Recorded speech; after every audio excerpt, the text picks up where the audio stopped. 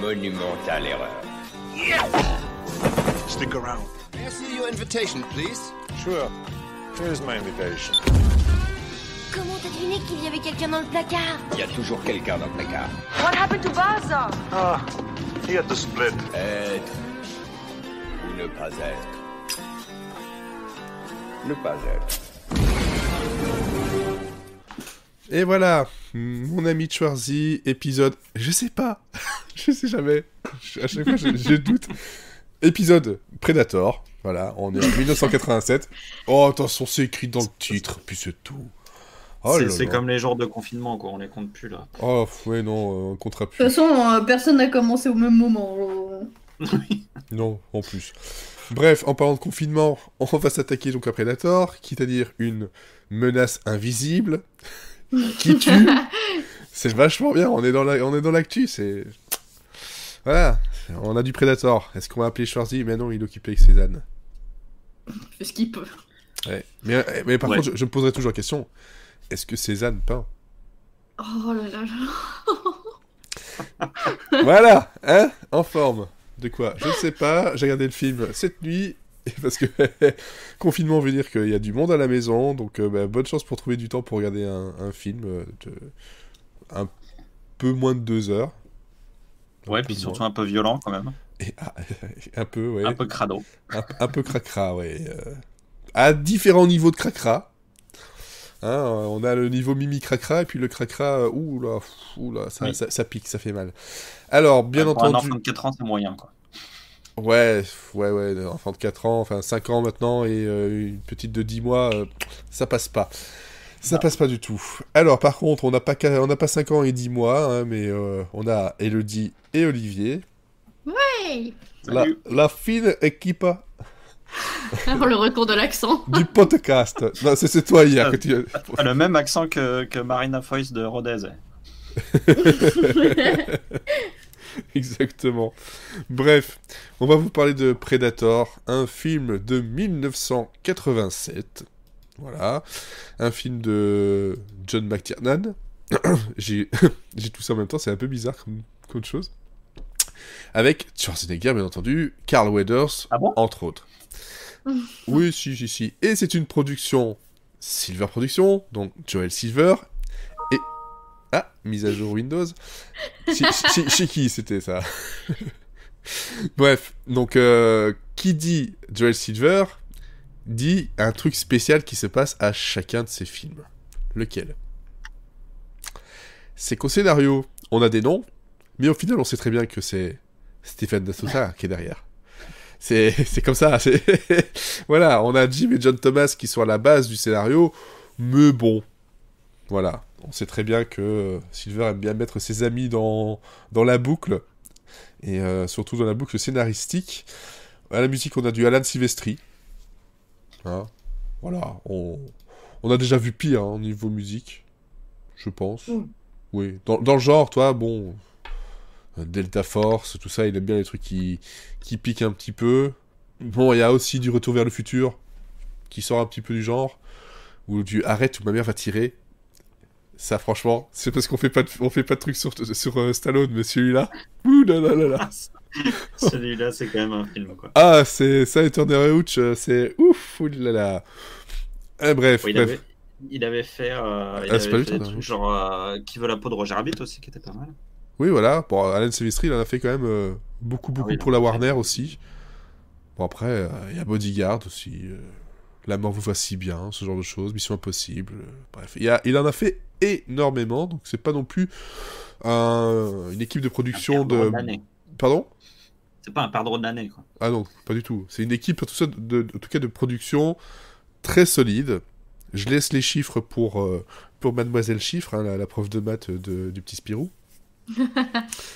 Voilà, ce sera ton nouveau handle sur Twitter. Et à propos de Gene et John Thomas, je sais pas si Elodie t'as prévu d'en parler, mais l'idée du scénario est quand même... elle vient d'une blague à la base, en fait. Ah bah oui, c'était prévu. Un truc aussi cocasse, je n'avais pas passé à côté. Voilà, donc on y reviendra juste après. Le résumé, c'est un commando de force spéciale qui est mené par Alan Dutch Schaffer, donc notre ami Schwarzy, qui sont engagés par la CIA avec un ancien pote, ancien collègue de Schwarzy, encore une fois, joué par Carl Weathers, pour sauver des survivants d'un crash d'hélicoptère, mais aussi des gens qui ont été retenus otages par la guérilla. Tout ça se passe au Guatemala, et il y a un aux dignitaires guatémaltèques qui se retrouvent là-dedans.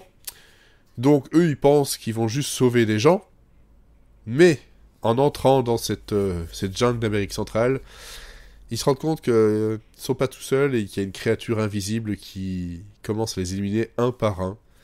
Et c'est là que la traque va commencer. Voilà. Donc ça, c'est le scénario de Predator de base. Un scénario de base tout à fait sympathique, qui dans d'autres mains aurait pu faire un très bon nanar, mais, ce n'est pas le cas, parce qu'on verra que Predator, il y a du très très très bon dedans. Alors, Elodie, niveau chiffres et anecdotes.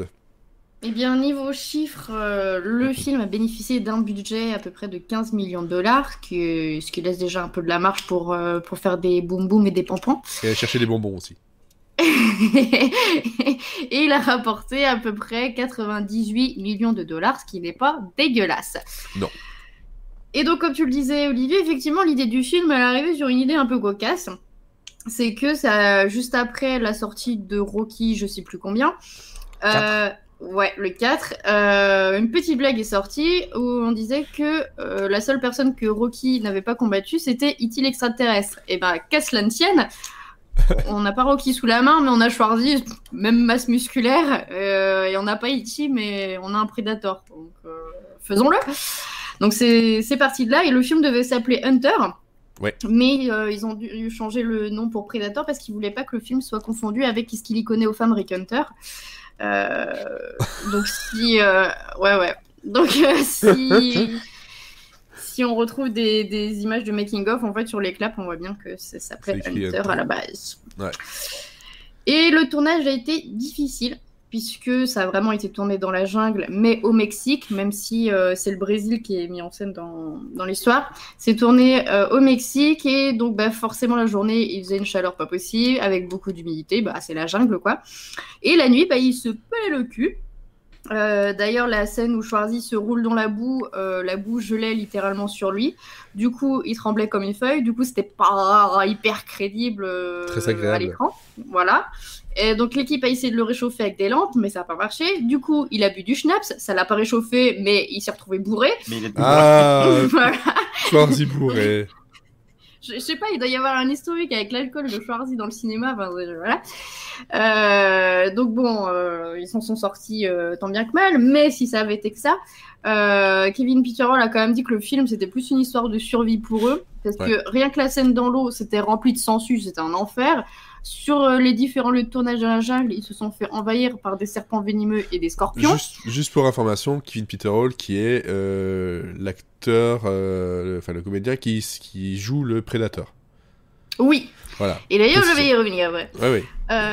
Et donc, ce n'est pas tout, parce que, outre les serpents, les scorpions et autres joyeusetés de la jungle, tous ont attrapé la tourista pendant le tournage, parce que l'hôtel où ils restaient avait des problèmes de purification d'eau. Donc, tous ont eu une bonne grosse chiasse pendant le tournage, à part Schwarzy et John McTiernan, qui, visiblement, ont découvert l'eau en bouteille pendant le tournage. Sur les effets spéciaux, alors on va y revenir plus tard. Bon, certes, ça a mal vieilli, mais pour l'époque, c'était assez ingénieux. Ça va.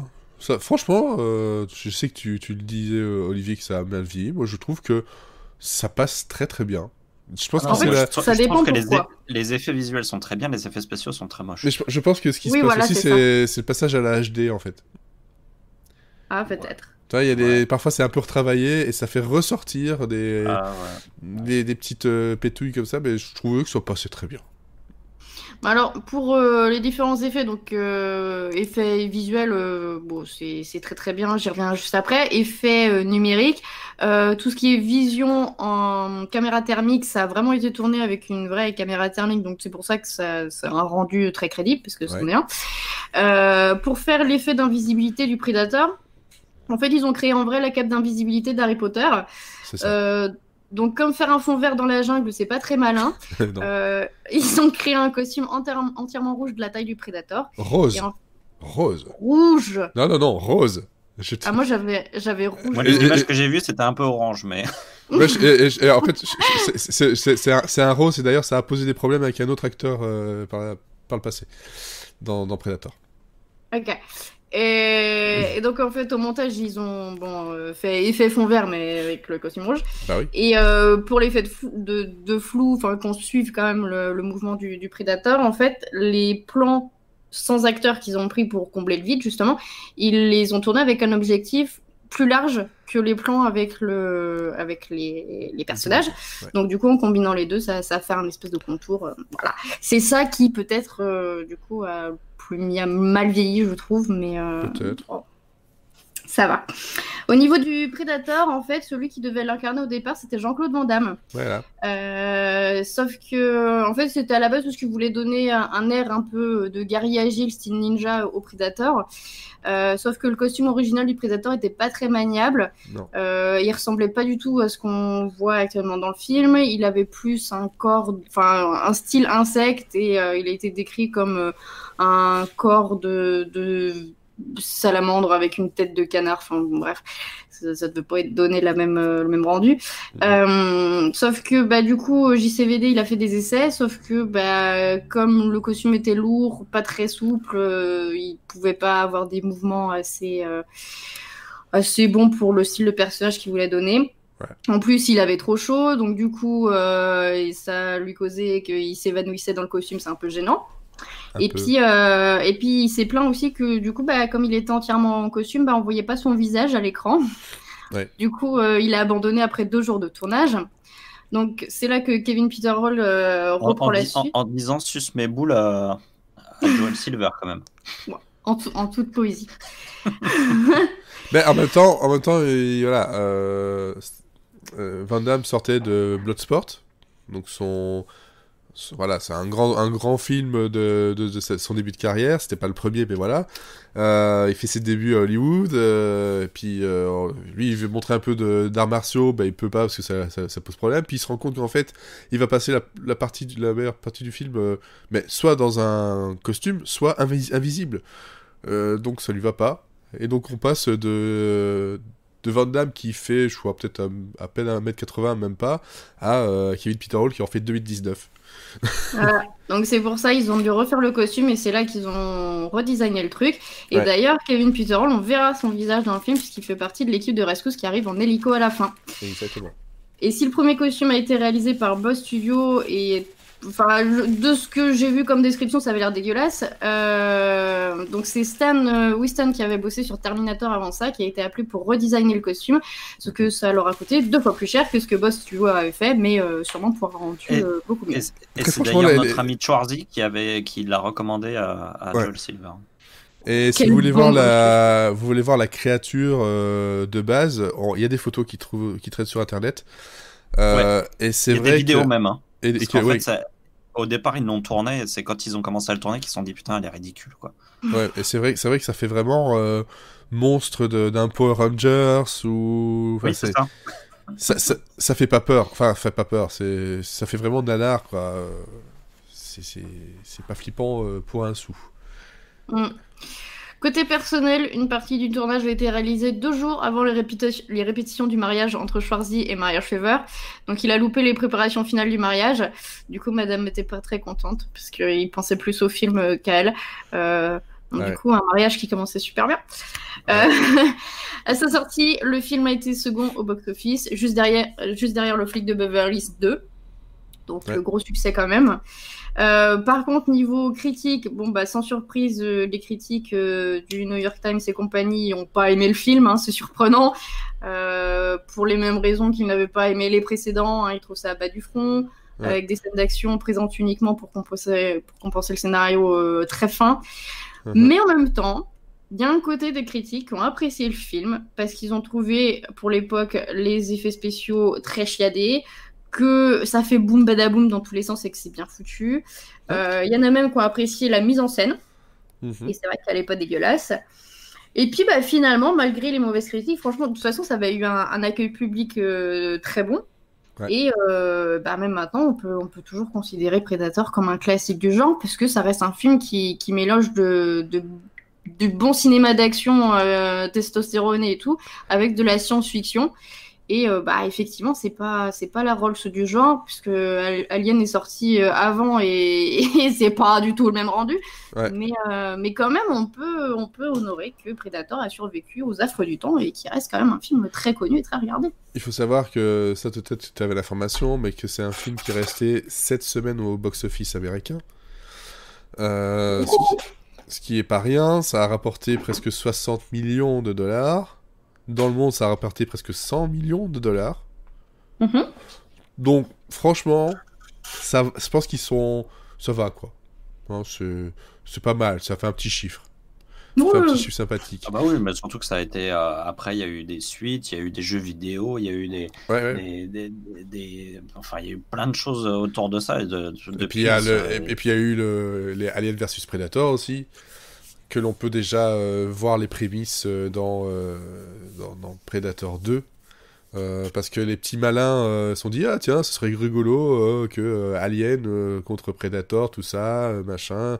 Et ils avaient mis des trucs dans le vaisseau de Predator pour montrer un peu le xénomorphe. Donc c'est parti d'une blague, et puis finalement, la blague a continué, et ça a donné ce combat de bestioles qui fait bien flipper. Et les jeux aussi. Et il y en a encore un qui arrive ici dans pas très longtemps, c'est Hunting Ground Predator, donc on est encore un peu dans l'actu, et ça c'est pas trop mal. Donc pas mal de choses sympas. Je rajouterais que par rapport à, voilà, je regarde en VF, parce que j'aime bien la VF, voilà, j'ai pas non plus honte à ça, mais aussi parce que j'attends le moment où on va avoir un Schwarzenegger avec Daniel Beretta dans sa voix officielle et finale. Là, c'est Richard Darbois.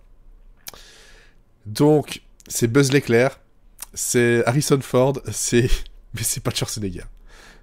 Ça... on s'y fait, hein, mais au début, c'est... T'as du mal, surtout que c'est une voix très reconnaissable, Richard Darbois. T'as du mal à dire, c'est pas de Schwarzy, ça, c'est plein d'acteurs, mais c'est pas lui. Bon, après, ça passe très très bien. Niveau comédien... Surtout, je parle pas beaucoup non plus, donc... Ouais, mais bon, il y en a quand même suffisamment pour que ça... À l'oreille, ça choque un peu. On a aussi des trucs dans les comédiens assez sympathiques, notamment Jesse Ventura, que l'on va retrouver dans pas très très longtemps dans Running Man, et dans d'autres films avec Schwarzenegger, et dans pas mal d'autres films comme ça. Et aussi, parmi l'équipe, il y a Hawkins. Hawkins, c'est un certain Shane Black. Je sais pas si ça vous dit quelque chose, Shane Black. Vaguement. Hein, vaguement, Shane Black, c'est quand même un des gros scénaristes pionniers du film d'action des années 80 et même un peu après, avec notamment des L'Arme Fatale, dans Iron Man 3, The Nice Guys, Kiss Kiss Bang Bang, enfin voilà, c'est un mec qui a son palmarès, et puis Last Action Hero par la suite aussi. C'est un gars qui a son palmarès quand même pas mal de films très très très très sympathiques, plein d'humour et d'action. Et qui a fait le dernier Predator aussi. Et qui a écrit le dernier. Réalisé. Ouais. Enfin, écrit. J'ai pas réalisé. Je le vois pas. C'est pas lui qui l'a réalisé ? Ah si, director, si. Voilà. Ah ouais, voilà. Donc il a fait quand même pas mal de choses derrière, et se dire que il était petit comédien second rôle dans Predator, c'est quand même assez rigolo à noter. Bon. Au niveau il y a une dernière anecdote, je pense, qui est assez marrante. C'est la manière dont Stan Winston a trouvé le design de la créature. Ouais, vas-y. C'est qu'en fait, quand il a rencontré Joel Silver pour voir s'ils pouvaient travailler ensemble, en fait, il a vu qu'il y avait dans son bureau, il y avait une peinture d'un guerrier Rastafari. Et du coup, il s'est dit, putain, ça ressemble à un extraterrestre, ce truc-là. Donc, il s'est dit, tiens, je vais creuser un peu dans cette veine-là. Et puis, en fait, quand il est retourné chez lui, il était dans le même avion que James Cameron, et en fait, James Cameron lui a dit, mais en fait, rajoute des mandibules et t'auras ton monstre. Donc, en tout cas, c'est ce que raconte Stan Winston, c'est un peu la légende qui entoure le... Ça me paraît pas déconnant, vu le look du Predator final. Voilà, Ouais, donc bon. c'est... C'est pour ça qu'il a des dreads. Ben oui, c'est ça. Et puis donc, ça. James Cameron n'était pas loin de cette histoire. D'accord. Alors, pour information, parce que j'étais revérifié la date, parce que je savais que c'était dans pas très longtemps, et effectivement, c'est dans un mois que sort Predator Hunting Grounds, donc le 24 avril. Voilà, sur Oh là là, on va être obligé de tester ça. PlayStation, Quel dommage. PlayStation 4 et Windows. Donc, ouais, ça a l'air assez sympathique en espérant que ça le soit réellement, parce qu'il y a du potentiel. Hein. D'un côté, quelqu'un qui joue le Predator et d'autres qui jouent justement le commando. Ça peut être vraiment très très très très sympathique. Ou très pourri. Hein, le jeu Rambo. Ah, punaise. Regardez des vidéos sur internet, vous allez voir, c'est magnifique. Magnifique. Donc, niveau avis. Olivier. Alors, ouais, donc Predator, c'est un peu un film fantasme pour moi parce que c'est un des seuls films un peu bourrins de cette période-là que j'ai pas pu voir quand j'étais petit. Autant j'ai réussi à détourner l'attention de mes parents sur plein d'autres films, autant celui-là j'ai jamais réussi à. Puis en fait du coup c'est parti un peu dans l'oubli et je l'ai revu il y a pas longtemps, il y a 5 ans, un truc comme ça. Donc c'était la première fois que je le voyais. Et donc du coup c'était quand même un truc que j'avais en moi depuis longtemps. J'attendais beaucoup de ce film. Je me disais je vais enfin voir Predator. Et donc la première vision a été un peu, j'étais un peu déçu quoi. Je savais pas trop. Enfin je m'étais un peu fait chier globalement. Ouais. Et donc là j'ai revu une deuxième fois donc ce matin donc pour le podcast. Et en fait, globalement, cette deuxième vision a été bien meilleure. J'étais beaucoup moins dans l'attente. J'étais beaucoup plus dans. J'ai vraiment regardé un peu tout ce qui faisait les ingrédients du film, et c'était bien plus intéressant que ce que j'avais en souvenir. Donc voilà, il m'a fallu déjà une première passe pour enlever l'attente et que j'avais vis-à-vis de ce film. Uh-huh. Alors, du coup, en termes de positif, moi, ce qui m'a vraiment marqué, c'est la qualité de la réalisation. Globalement, pour le film qu'on a vu précédemment, qui était même certains très bien réalisés, là, on a quand même un cran au-dessus. Et donc, c'est le deuxième film de McTiernan, je crois. Et globalement, il y avait Nomad avant. C'est vraiment un réalisateur que j'aime beaucoup parce que il a une vraie qualité dans sa gestion de l'espace en fait. Mm-hmm. C'est un mec qui il te fait des scènes d'action qui sont totalement lisibles sans être chiantes, et il multiplie pas les plans à outrance comme peut le faire un Michael Bay ou un autre destructeur dans ce style-là. Il arrive à te faire des scènes d'action qui sont hyper bien découpées, très précises. Très fluide, tout en étant hyper dynamique et hyper intéressante et hyper jubilatoire malgré tout. Donc comme quoi ça ne sert à rien de multiplier les plans n'importe comment. Ce qu'il faut, c'est vraiment faire en sorte qu'on se retrouve dans l'espace, qu'on arrive à comprendre ce qui se passe, qu'on arrive à voir où sont les choses. Et donc, du coup, c'est plus flippant parce que finalement, on sait que les choses vont arriver, on ne sait pas comment, on ne sait pas. Mais on est vraiment en immersion totale avec les protagonistes. Et ça m'a vraiment sauté aux yeux. Et c'est vraiment des choses qu'on va retrouver après dans ses prochains films, et notamment Die Hard qui va réaliser un an après. Ouais. Et je trouve les mêmes ingrédients dans ce film-là que dans Die Hard, c'est-à-dire une traque. Donc là, c'est un peu inversé parce que là, c'est une personne. Dans Predator, c'est une personne qui traque plusieurs personnes. Dans Die Hard, c'est l'inverse, c'est plusieurs personnes qui traquent une personne. On retrouve un lieu unique. Donc là, ici, là, c'est la jungle. Dans Die Hard, ce sera l'immeuble. Et après, à la poursuite d'Octobre Rouge, ce sera le sous-marin. Ouais. on retrouve le côté un peu confinement qui est très d'actualité en ce moment, mais parce que même si on est en extérieur, malgré tout, ça reste une sorte de prison, tous les angles. Dans la manière de filmer, il y a très peu de perspectives, tout est bouché par les feuilles, on est tout le temps quasiment dans des pièces en fait fermées, fermées par la nature. Et on retrouve un sens des répliques qui est assez savoureux, c'est-à-dire qu'il n'y en a pas beaucoup des répliques, mais par contre, quand elles sont dites, à chaque fois, ça fait assez mouche. Moi, j'en ai retenu une, c'est « S'il saigne, c'est qu'on peut le tuer ». Ça me fait marrer. On notera par contre qu'on a ici un des films où il n'y a pas le « I'll be back ». C'est vrai. C'est vrai. Voilà. C'est vrai parce qu'il est toujours à l'écran quasiment, donc il peut pas revenir.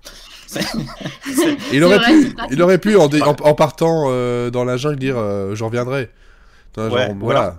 Mais c'est la bête qui aurait pu dire ça, je reviendrai. Ah. Ça aurait été marrant. Oui. Je trouve te marrer. Je trouve que la musique est assez ressemblant avec ce qui se fait aussi dans Die Hard. On retrouve un peu des intonations, des choses et tout qui vraiment se ressemblent beaucoup. Ouais. Et puis on a vraiment des situations qui font. Moi, la scène où il défouraille complètement la jungle pour essayer de tuer le prédateur, là où ils utilisent le même nombre de balles que le débarquement allié en 10 secondes. Ça m'a fait penser un peu ça m'a vraiment fait penser à la scène où ils tirent dans les fenêtres pour empêcher dans Die Hard, pour empêcher les méchants de venir autour de lui. Enfin voilà, il y a plein de scènes comme ça où j'ai eu des flashs de Die Hard et c'est assez marrant à voir. Donc voilà, du coup on retrouve le même plaisir en fait. On retrouve le même plaisir qu'on a eu avec ces films-là. Ouais. Et ben on l'a avec Predator parce que c'est vachement bien réalisé quoi. C'est ça. Après, c'est très propre. Et la photo est quand même vraiment très très belle je trouve aussi. Ouais, non mais vraiment c'est un c'est pas Commando hein. Pardon ? C'est pas Commando hein. Ah non, c'est un peu, comme je dis, c'est vraiment un ton au-dessus là. Il y a rien qui est laissé au hasard, il y a rien qui fait cheap, il y a rien. Enfin, c'est vraiment vraiment bien quoi. Et après le truc qui m'a presque le plus intéressé dans tout ça, en fait, c'est la bête elle-même, c'est la créature. Et je trouve que, en fait, ce qui est intéressant dans ce film, c'est que la créature, finalement, on sait peu de choses d'elle et on saura quasiment rien jusqu'à la fin. Par exemple, moi, pendant tout le film, je me disais, mais pourquoi, en fait, elle traque les humains? Il y a plein de petits moments qui nous laissent penser qu'en fait, pour elle, c'est presque un jeu, c'est presque un challenge, parce qu'en fait, elle n'attaque pas, par exemple, les personnes qui n'ont pas d'armes. Donc, du coup, ça veut dire que pour elle, c'est pas il n'y a pas une question d'invasion, il n'y a pas une question de territoire ou de choses comme ça. C'est vraiment un jeu, quoi. C'est vraiment. Elle est seule en plus, donc c'est pas une invasion de. Ouais, c'est ça. C'est un sport presque. Et je trouve ça vachement intéressant parce que finalement c'est beaucoup plus décontenançant, c'est beaucoup plus troublant pour nous parce que il n'y a pas de motif clair et net à et c'est ce qui rend la bête encore plus flippante et encore plus intéressante. C'est ça. Donc, elle le fait limite comme tu dis, pour le jeu, pour le plaisir. Donc c'est ça qui rend flippant parce qu'il n'y a pas de raison derrière ça. C'est pas genre elle doit se défendre ou elle se sent attaquée ou non. C'est genre. Et moi c'est toujours en fait c'est toujours un truc qui est au plus profond de mes peurs, c'est la violence gratuite en fait. Ça m'a toujours fait beaucoup plus peur quelqu'un qui fait une violence gratuite plutôt que quelqu'un qui a un discours derrière cette violence en fait. Et par exemple le Joker, moi c'est un personnage qui m'a toujours fasciné parce que c'était un mec. On comprend pas vraiment pourquoi il veut faire ça. Et dans le dernier film qui a été fait sur Joker, ce qui m'a énervé, c'est justement qu'on essaye d'expliquer sa violence. Et du coup, je trouve que ça lui faisait perdre son côté horrifique que j'aimais beaucoup. Ouais. Et donc là, dans ce film-là, ce qui est vachement intéressant, c'est que jamais on nous explique pourquoi elle s'en prend à ces gens. Ce qui m'a intéressé aussi dans cette créature, c'est son côté un peu féminin, avec ses cheveux longs et tout. Et en fait, il y a quasiment pas de femme dans le film. Il y a juste une une otage Ouais. qui sert à pas grand chose en fait. Non. Et en fait, ce qui est drôle, c'est d'avoir ce contrepoint entre cette espèce de déversement de virilité avec ce commando qui est ultra masculiniste, viril, avec des gros muscles, des grosses armes. Les armes, elles sont juste surdimensionnées, c'est n'importe quoi. C'est le moins Et qu'on tout. puisse dire. Et en fait, ils se retrouvent face à cette créature très élancée, très féminine et tout. Et en fait, toutes leurs armes, toute leur virilité ne sert à rien parce qu'ils se font dégommer les uns après les autres. Et finalement, c'est une fois que Schwarzenegger revient à quelque chose de primitif, à quelque chose de la nature, on abandonne toutes les armes. À la fin, il y a toute la dernière partie en fait du film, c'est Schwarzenegger contre la bestiole sans armes. Les deux ont abandonné leurs armes. C'est vraiment la partie que j'ai préférée parce que là, il y a un côté vraiment,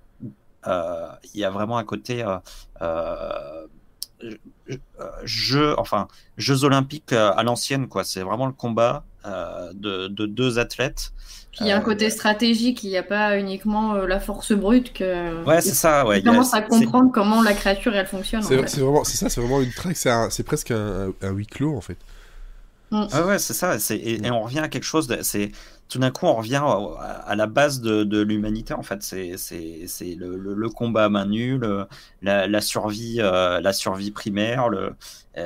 Et tout d'un coup, on n'a plus tout ce déversement technologique qu'il pouvait y avoir avant. Et ça, j'ai trouvé ça quand même très intéressant à voir. Et je trouve que justement dans cette dernière partie, ce qui est intéressant aussi, c'est la qualité de la créature, parce que même s'ils ont eu du mal à la faire, au final, mine de rien, elle est quand même vachement crédible, quoi. Ouais. L'animation justement des mandibules, des choses et tout, j'ai trouvé ça super bien foutu, et ça m'a presque fait regretter que elles deviennent pas visibles avant en fait. Parce que du coup ça arrive au petit bémol que j'ai, moi, c'est effectivement les effets spéciaux. Et je trouve que à chaque fois qu'elle est invisible, mais vraiment invisible, c'est-à-dire que quand c'est juste une présence sonore, juste un mouvement de caméra qui nous dit que la bête est là, je trouve que ça marche très bien. Ça nous rappelle vraiment des films comme Les Dents de la Mer, avec cette présence morbide, invisible. Le truc qui m'a un peu gâché, entre guillemets, le film, et qui, par moments, je trouve, rend le truc un peu ridicule et qui m'avait vraiment énervé la première fois, c'était les effets spéciaux qui étaient notamment quand Dylan, qui est un des membres du commando, se fait tuer. Il y a une explosion qui est c'est presque dessiné, en fait, c'est presque du cartoon. J'ai trouvé ça un peu ridicule. Je trouve que tout d'un coup, ça me fait sortir du film, en fait. Et alors que finalement, il n'y en a pas tant besoin que ça. Dès qu'on est dans le mystère, dans le non-dit, on n'a pas besoin de voir les choses en fait pour les craindre. Et le problème, c'est que du coup, Mike Tiernan, il a essayé de montrer des choses qui n'étaient pas forcément nécessaires, et surtout, il n'avait pas les moyens technologiques à l'époque de les faire. Et je trouve ça dommage. Et par exemple, rien que les caméras thermiques, c'est marrant 2 secondes, mais je trouve qu'il y en a trop dans le film. C'est qu'à un moment donné, ouais, ok, on a compris qu'ils voyaient les trucs en vision thermique. Il y a un moment donné où tous les 2 plans, c'est une caméra thermique, quoi. Donc, et justement, j'aime bien à la fin, quand il enlève tout son attirail, la bête, au moins, elle peut plus servir de truc technologique, et je la trouve beaucoup plus crédible à ce moment-là. Donc voilà, c'était mon petit bémol, c'est au niveau des effets spéciaux qui je trouve ont trop mal vieilli. D'accord. Non, mais par contre, moi, par rapport au film, franchement, j'ai pas boudé du tout mon plaisir, alors que ça faisait quand même très longtemps que je l'avais pas vu. Et je me rappelle pas l'avoir autant apprécié que cette fois-ci, étrangement. Peut-être parce que, voilà, le temps passe, on a vu d'autres choses, je suis plus mature, j'en sais rien, bref. Ce que j'ai remarqué surtout, c'est que c'est la deuxième partie, c'est vraiment, il y a limite une coupure à mi-film, hein, ou à peu près, où voilà, il y a toute la première partie, c'est la peur, on installe vraiment le truc, et on décime le plus de monde possible, pour que, en fait, au final, ce soit un combat, voilà, comme tu disais, à 2, et là, c'est là où ça devient le plus intéressant, en fait. Cette track finale, elle est d'une tension Pas de parole. Exemplaire, Aucune quoi. parole. Non. Et franchement, je trouve ça pour un film d'action. Dans ce genre-là, on pourrait, avec la première partie du film, avoir peur du... ok, ça va défourailler, ça va envoyer ça va envoyer directement la bombe atomique. Et en fait, non, on joue sur quelque chose de beaucoup plus posé, réfléchi et flippant, en fait, au final. Et c'est ce qui fait que, encore maintenant, j'ai pas vu le Predator d'il y a 2 ans, c'est ça? À peu près? Ouais, je sais plus quand 2018, c'est possible. Enfin, 2018, voilà, ouais, je crois. Oui, 2018, je crois. Voilà, le dernier, je ne l'ai pas vu, pour être franc. Peut-être qu'il sait très bien, j'en sais rien. Vu que je sais que c'est Shane Black qui est derrière, et que j'aime bien le monsieur, voilà, pourquoi pas, je pourrais laisser une chance, surtout pour faire une petite comparaison. Mais je trouve que encore à l'heure actuelle, il tient franchement le coup, et en français, il n'a pas trop à rougir. Moi, je faisais version française, mais j'avais donc les 2 pistes, bien entendu. Je passais de l'un à l'autre pour voir un peu. Et globalement, vraiment, c'est pas un doublage qui a à rougir du tout. C'est franchement très correct, si ce n'est que, j'avais l'oreille qui me disait, c'est pas Schwarzy. C'est plein de monde, mais c'est pas lui. Mais comme il parle pas tant que ça, au bout d'un moment, en fait, ça passe. Ça passe très très bien. Et toi, Elodie? Et ben moi non plus, j'ai pas boudé mon plaisir, hein. Franchement, ça fait partie du haut du panier de ce qu'on a vu jusqu'à maintenant de Schwarzy. Et c'est vrai qu'il y a plein de styles différents dans ce film. On a une première partie qui fait vraiment actionneur avec de l'humour, parce qu'il y a quand même pas mal de punchlines à la con, il y en a même pas mal qui ont été improvisés sur le tas. Et c'est là qu'on découvre un Schwarzy un peu différent des films précédents, où là, il commence à être plus à l'aise à l'écran, il commence à avoir des nouveaux faciès, il arrive à faire de nouvelles expressions qu'on ne lui connaissait pas jusqu'à maintenant, et il a un petit peu plus de dialogue, on va dire. Mais je pense qu'il se sent plus à l'aise déjà dans ce rôle, et qu'il a trouvé un style de personnage qui lui convient. Ce qu'on va retrouver beaucoup dans les films qui vont suivre, hein. Ça va rester une brute musclée, mais avec une part d'humanité. Et je pense justement, par rapport à ce que tu dis, à la fin, il y a un truc qu'on lui avait jamais vu faire, c'était la peur. Ouais. Et à un moment donné, il a peur. Et ça, c'est un truc qu'on l'avait jamais vu faire dans ses précédents rôles, en fait, où il était quasiment invincible. C'est ça. Ouais. Mais c'est ça qui rend la deuxième partie vraiment très, très cool à ce point-là, c'est qu'on sent que le héros qu'on connaît a énormément de failles, il est pas du tout invincible, et cette bestiole-là, on la connaît tellement pas qu'on se dit, mais en fait, ça tombe, elle est immortelle, ou il y a quelque chose, voilà, on va lui couper une jambe, elle va repousser tout de suite, on n'en sait rien. Et c'est vraiment très très très flippant, quoi. C'est ça. Et donc on passe de ce côté un peu actionneur comédie à vraiment du film d'action pur et dur, testostéroné, à presque du film d'horreur où la scène où on voit les cadavres qui ont été dépecés pendus à un arbre, franchement, c'est du Romero, quoi. Ça, franchement, moi, ça m'a donné un haut de cœur, quoi, franchement. Ouais, parce que c'est vachement bien foutu en plus. Ouais, et puis même en HD, ça passe. Ouais. C'est vrai que c'est le genre de truc, des fois, quand tu passes en HD, tu fais oh oh. Ouais, mais là, en plus de ça, t'en as un on voit bien ses dents. Et ça ressort tellement. Putain, quoi. The Night of the Living Dead, quoi. Mais, ah ouais, c'est ça. Non, c'est ça. Et puis, il y a vraiment une bonne installation de la peur et de la montée d'angoisse pour la créature. Enfin, on retrouve un peu le même concept qu'avec Alien, où de toute façon, on peut pas montrer la créature tout au long du film, parce que de toute façon, on n'a pas les moyens. Mais la tension s'installe petit à petit, parce que on la voit pas, on a juste, au tout début, on a juste des bruits et le sentiment des personnages d'être regardés, et puis on va voir par le regard de la créature, mais sans la voir elle-même, et puis petit à petit, elle va se dévoiler comme ça, et on va apprendre un peu à la connaître, mais ouais, comme tu disais, on n'en sait pas beaucoup sur elle. Et ouais, au niveau des effets spéciaux, les effets physiques sont hyper bien foutus. Enfin, franchement, la créature, elle est magnifique. Et il y a plein de bonnes idées. Enfin, tout le côté technologique, c'est pas forcément quelque chose auquel on s'attendrait dans un film de genre. On a vu beaucoup de films où il y avait des extraterrestres qui venaient attaquer la Terre. Ils étaient soit très primitifs, soit au contraire, c'était une espèce très évoluée. Et là, finalement, on a certes une créature qui a une technologie différente de nous terriens, mais qui est... on va dire, aussi valable que nous. On est sur un même pied d'égalité au niveau du pouvoir physique et technologique dans un combat.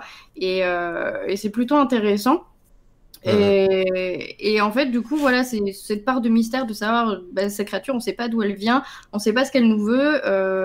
On a juste le mal incarné en un personnage qui veut décimer par pur plaisir tout ce qui, pas tout ce qui bouge, mais tout ce qui au moins est digne de combat pour lui. Donc, c'était vraiment intéressant et ouais, ça, même au niveau de Schwarzy, je pense que c'est le premier rôle où il a vraiment un personnage avec plein de facettes différentes et un personnage qui écrit. évolue du début à la fin.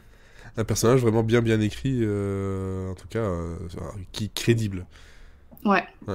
Alors juste, j'en profite parce que d'habitude je mets les sons en montage, tout ça, là je vais le faire en direct. Tu disais, donc dans les extraits que t'as retenus, s'il peut saigner, on peut le tuer. Ah ouais. Donc ça, forcément. C'est drôle comme phrase. Saigner, on peut le tuer. Je vais le repasser. Je sais pas si on l'a entendu. S'il peut saigner, on peut le tuer. Donc avec la voix française, parce que voilà, je prends les en trucs. français, c'est moins... Ah mais c'est quand même, ça marche pas trop mal, franchement. Après, il y a aussi des choses que j'aime bien, comme par exemple... quand il enlève le masque, son truc. Ah oui.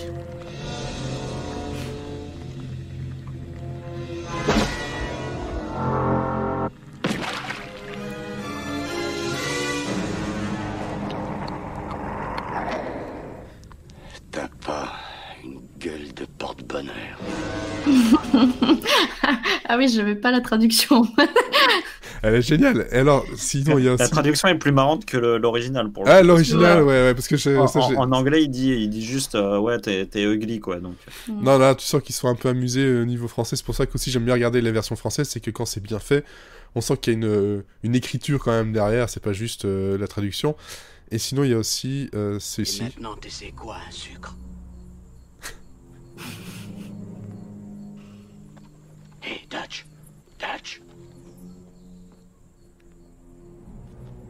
J'aime beaucoup ce passage. Et maintenant, tu sais quoi, un sucre. Et le dernier. Diego, ¿qué más quieres que te diga? C'est toujours la même connerie. La forêt est venue et l'a emmené. Billy, toi tu sais quelque chose. Qu'est-ce que c'est? J'ai la pétoche, Poncho. Déconne pas, je t'ai jamais vu avoir la pétoche.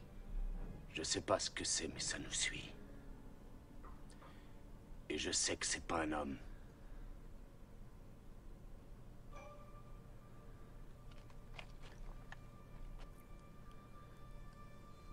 On va tous y rester. Voilà. On va tous y rester. Mais c'est vrai, on en a pas parlé, mais le fait que Predator il imite les gens, ouais, ça me fait très bizarre. J'arrive pas à savoir si c'est genre Predator essaye de communiquer ou il se fout de leur gueule. Je sais pas. C'est vrai que ça pourrait être c'est pareil, c'est un truc de sa personnalité qui est, on comprend pas vraiment pourquoi il fait ça et c'est drôle, enfin c'est marrant parce que du coup notre imagination peut tout inventer, quoi. C'est ça. Et le rire à la fin, en fait, faudrait faire un montage avec ton chaîne avec le clip de Thriller, en fait. C'est ouais. ça. Ouais, c'est ça le fameux rire. Je sais pas si je peux le trouver, je pense que oui, mais peut-être essayer de le trouver. Voilà. Bon, ça doit être 5 minutes avant la fin. Ouais, je l'ai ici.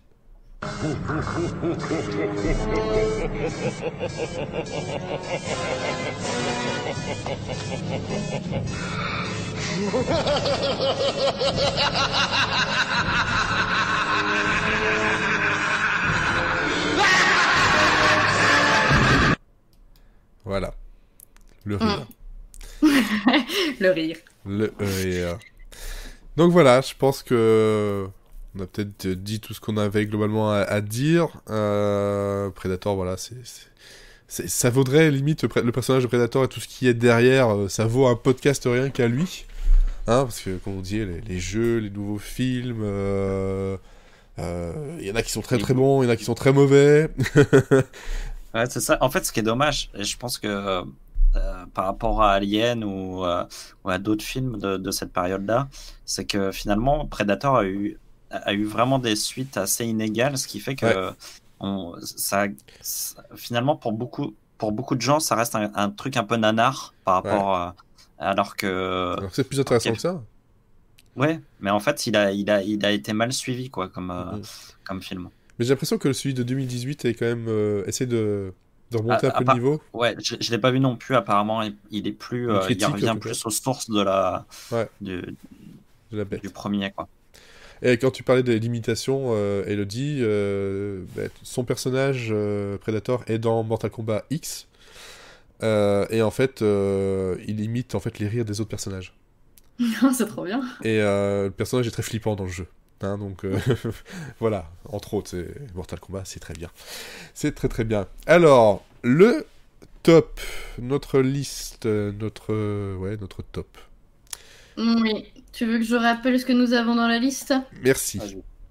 Alors, dans la liste, nous avons du premier au dernier Terminator, Stay Hungry, Rodil Commando, Cactus Jack, Conan le Destructeur, Conan le Barbare et Hercule à New York. Oh, ça devient pas facile, hein. Ben, moi, très franchement, je serais pour l'instant tenté de le mettre en première place. Mieux que Terminator ? Ouais. Ah non. Moi, je mettrais entre Terminator et Stay Hungry. Ouais, moi, j'étais plus d'avis comme Olivier. Bon, bah, de toute façon, voilà, la majorité... Terminator, ça reste Terminator, quoi. Ouais, mais je préfère son rôle là-dedans, où il est quand même beaucoup plus impliqué, beaucoup plus à l'écran, et beaucoup plus nuancé, et puis... Ben, oui, voilà, c'est sûr qu'en termes d'acteur, il a plus de choses à faire dans Predator. Après, le film en lui-même, je préfère Terminator. Mais voilà, moi, globalement... Si on me demande à choisir entre Terminator et re-regarder Predator, je re-regarde Predator parce que je m'y amuse plus. Et je suis beaucoup plus tout le long. Tandis que Terminator, oui, c'est très très très très bien. Ouais, voilà. Mais on va le mettre en deuxième. Parce qu'on va pas commencer à faire des ex-aequo, sinon ça va être poser problème. Hein. Surtout qu'on n'a pas fini, là, il nous en reste pas mal. Non. Et c'est vrai qu'après, de toute façon, Terminator va être dépassé par Last Action Hero. Et puis c'est tout, c'est comme ça. qui est aussi de John McTiernan, il faut le préciser, avec Shane Black. Allez hop. Donc on fera un podcast sur John McTiernan quand on aura fini. Mais John McTiernan, quand tu regardes les films, ça va relativement vite. Hein. Oui, ça va plus vite que Schwarzenegger. Hein. En tant que réalisateur, en tout cas, parce que t'as eu Nomads. T'as Predator, t'as Piège de Cristal, t'as La Poursuite d'Octobre Rouge, t'as Medicine Man, Last Action Hero, Journée d'Enfer, Le 13e Guerrier, Thomas Crown, qui est très très bien d'ailleurs, Rollerball, et Basic. Et après il y a quand même des bonnes choses. Hein. Pardon ? Et après Prison. Bah oui. Il a été en prison il n'y a pas longtemps. Ouais. En 2013 en fait. Bah ouais. C'est pour ça qu'on l'a plus revu trop. Ouais, c'est en 2013 Non, c'est 2006. 2006. Oui, bah oui, parce que son dernier film, 2012, il est. 2003. Ouais, c'est ça, 2012, il est condamné à 1 an de prison. Après, voilà, l'appel a été rejeté, et en fait, c'est dans l'affaire des écoutes illégales. Voilà. La façon dont il a trouvé ses assurances, il a menti sous serment au FBI, ce genre de choses, donc port d'armes illégales, voilà, c'est pas joli. Enfin bon, sur une dizaine de films, il en a au moins 7 qui sont très très très très bien quand même. Voilà, et en fait, dans la foulée, le juge a aussi déclaré qu'il était en banqueroute, et ses biens ont été liquidés. Ça se termine pas très bien pour Tiernan. Et pendant ce temps-là, Schwarzy est en train d'élever des ânes et des poneys dans sa maison. Mais, il faut aussi rajouter que en mai de l'année dernière, il dit qu'il va reprendre le chemin des plateaux pour un film d'action avec Waterman et Travis Fimmel. On ne sait pas où ça en est pour l'instant. Ça s'appelle Toe City 4. À mon avis, le tournage est arrêté là. Je pense, de toute façon, pour l'instant, il n'y a plus grand-chose qui se tourne. Hein. Et bon, et puis il a aussi créé des bandes annonces pour les jeux Ghost Recon Wildlands, voilà. S'il pouvait revenir derrière la caméra, ce serait bien, parce que mine de rien, franchement, c'est quand même un des meilleurs réalisateurs de films d'action qu'on ait eu. Il n'y a pas à chier. Effectivement, on va terminer sur ce « il n'y a pas à chier ». C'est juste parfait, c'est beaucoup mieux que la dernière fois, n'est-ce pas ? Allez, on va lancer le thème et on vous dit à bientôt pour Running Man. Voilà, que si vous voulez entendre mon avis, vous pouvez écouter le podcast Podcut, donc le roi Stephen. qui parle du livre, mais moi j'y parle des adaptations, et je vais en reparler avec vous deux, donc la prochaine fois. On vous donne pas de date, parce que ça va dépendre de pas mal de choses. Allez, à la prochaine. Salut. Il va pas se lancer la musique. Merde, le fail. Et le fail de fin. Au revoir, ciao.